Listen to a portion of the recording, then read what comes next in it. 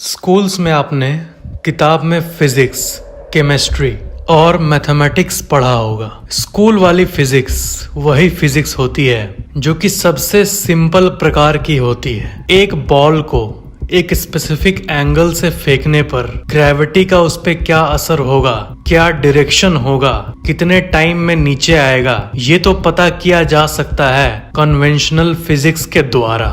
इसे conventional physics कहते हैं। वही जानी मानी फिजिक्स जो कि स्कूल, कॉलेजेस और यूनिवर्सिटीज में पढ़ाई जाती है। चांद का पोजीशन हर समय अलग अलग होने के बावजूद भी एक रॉकेट को कितने स्पीड पे भेजना है और वो रॉकेट को इस तरह टाइम किया जाता है कि वो चांद पे ही एग्जैक्ट उसी जगह पर लैंड करता है जहां पर मिशन बना होता है। बहुत कुछ को, इनफैक्ट वेदर को भी प्रेडिक्ट किया जा सकता है कन्वेंशनल फिजिक्स के द्वारा। लेकिन दिक्कत तब आती है जब हम थोड़े देर शांत बैठकर ये सोचते हैं कि जूम्ड लेवल पर, एकदम एटम के लेवल पे मैटर किस तरह बिहेव करता है। अगर एटम से ये दुनिया बनी है तो दुनिया की फिजिक्स सूक्ष्म लेवल पे भी काम करनी चाहिए, लेकिन ऐसा नहीं होता।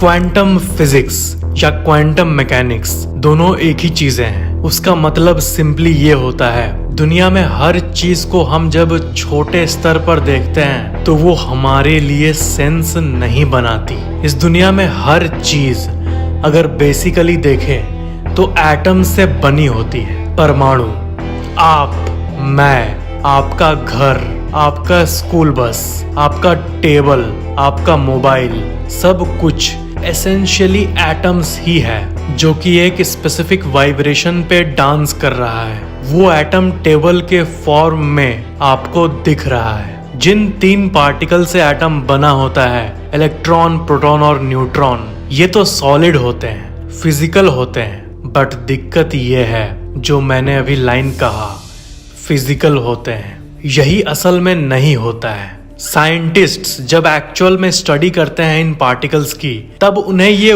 वेव की तरह दिखता है। मैटर को बेसिक लेवल पे देखने पे हर चीज लिक्विड की तरह दिखता है। इसे ही वेव फंक्शन कहते हैं और इसी को पार्टिकल वेव डुअलिटी भी कहते हैं। मतलब आपका टेबल एक्चुअल में एक वेव है और क्वांटम फिजिक्स की माने तो वो जब चाहे तब कुछ भी बन सकता है। एक ही समय पर 2 जगह भी हो सकता है। मैटर की एक अजीब प्रॉपर्टी सामने आती है जब हम गहरे स्तर पर इस दुनिया को समझने की कोशिश करते हैं। इससे ये पता चलता है कि ये यूनिवर्स कितनी रैंडम है। तो जो क्लासिकल फिजिक्स पढ़ते हैं हम लोग, वो सब रॉन्ग प्रूव हो जाती है जब हम एक्चुअल में एटम्स को स्टडी करते हैं। इमेजिन करो कि पूरा यूनिवर्स एक लिक्विड की तरह है, एक समुद्र की तरह, और उस समुद्र में जो एक लहर निकल रही है वो समुद्र का ही पार्ट है। बट क्योंकि वो ऐसे उछल कर निकल रही है, वो इंडिविजुअली हमें अलग दिखता है, लेकिन वो समुद्र ही होता है, समुद्र का ही पार्ट होता है। और जितने भी वेव्स हैं सब एक्चुअल में समुद्र ही हैं,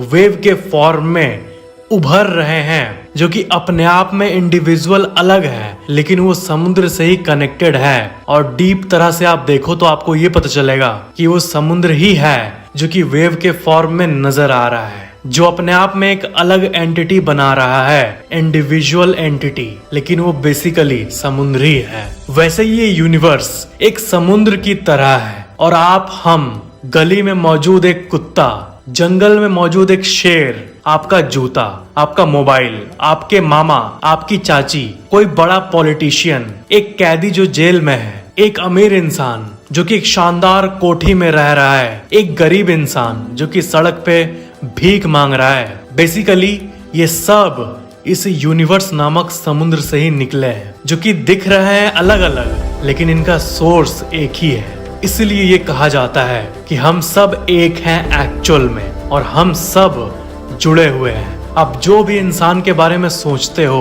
वो आपसे एक्चुअली में बेसिक लेवल पर कनेक्टेड है, और आपके थॉट्स उस पर्सन को अफेक्ट करते हैं। जिस तरह वो लहर समुद्र से जुड़ा हुआ है और एक्चुअल में समुद्र ही लहर के फॉर्म में अपने आप को लाता है, उसी तरह ये यूनिवर्स अपने आप को इतना डाइवर्सिफाई किया हुआ है, लेकिन असल में ऑल इज वन। और यहीं पे बात आती है स्पिरिचुअलिटी और क्वांटम मैकेनिक्स की कोरिलेशन की। स्पिरिचुअलिटी मतलब आत्मा और बाकी चीजों की स्टडी, जिसको कि सूडो साइंस कहा जाता है। मतलब आत्मा होता है, इसका कोई मैथमेटिकल प्रूफ नहीं है, लेकिन जब कन्वेंशनल फिजिक्स के घमंड से आगे जाके क्वांटम मैकेनिक्स को वैज्ञानिक पढ़ते हैं, तब उन्हें ये पता चलता है कि आत्मा, परमात्मा, भूत, प्रेत, जितनी चीजों की बात की जाती है इस दुनिया में, सब असल है, रियल है। जिस वेव, जिस समुद्र की बात की गई है क्वांटम मैकेनिक्स में, उसे ही स्पिरिचुअलिटी में GOD, गॉड कहते हैं। All is one, there is nothing except that one. That one is also called God, Allah, Bhagwan, Waheguru, Jesus, या फिर कोई भी नाम ले लो।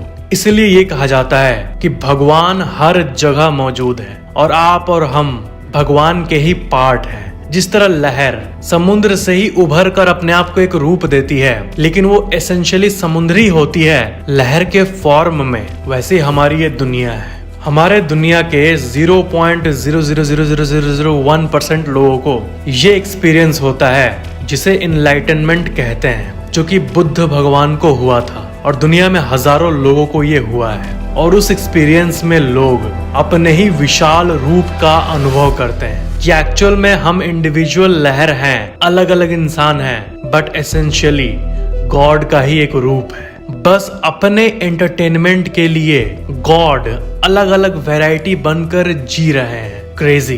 क्वांटम मैकेनिक्स में एक डबल स्लिट एक्सपेरिमेंट नामक एक एक्सपेरिमेंट है, जिसमें यह पता चलता है वैज्ञानिकों को कि इलेक्ट्रॉन वेव भी है और पार्टिकल भी है। सिंप्लीफाई करके बोलूं तो चेयर भी है, और जैसे कि मैंने कहा, वो चेयर के साथ साथ हर कुछ है, वो जो चाहे वो बन सकता है। और सबसे मेन बात ये पता चलती है इस एक्सपेरिमेंट से कि वो इलेक्ट्रॉन तभी बनता है जब उसका कोई ऑब्जर्वर होता है, जब हम उसे देख रहे होते हैं। तो इससे ये थ्योरी निकलती है कि जब आप किसी चीज को देख रहे होते हो तभी वो होती है। और संस्कृत का एक श्लोक है, यथा दृष्टि तथा सृष्टि, मतलब जिस तरह आप इस दुनिया को देखोगे वो वैसे ही बन जाएगी। एंड एक्चुअल में साइंटिफिकली ये बात क्वांटम मैकेनिक्स में पता चली है। जब आप देखते हो किसी चीज को, तब वो सॉलिड रूप में रहती है। इससे हमारी माइंड की शक्तियों के बारे में पता चलता है कि हमारी थॉट्स की ताकत कितनी है। डबल स्लिट एक्सपेरिमेंट साफ साफ ये बताती है कि इस दुनिया में एक्चुअल में कुछ भी एग्जिस्ट नहीं करता,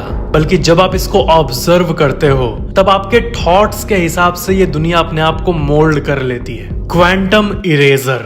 इस एक्सपेरिमेंट में ये पता चला कि फ्यूचर से एक इलेक्ट्रॉन दूसरे इलेक्ट्रॉन को कांटेक्ट कर सकता है। एंड इसका मतलब ये कि भविष्य पास्ट को अफेक्ट करता है, फ्यूचर पास्ट को चेंज कर सकता है। आप क्या करने वाले हो, इसका थॉट अगर आपके मन में अभी है तो इसका असर पास्ट में भी होता है।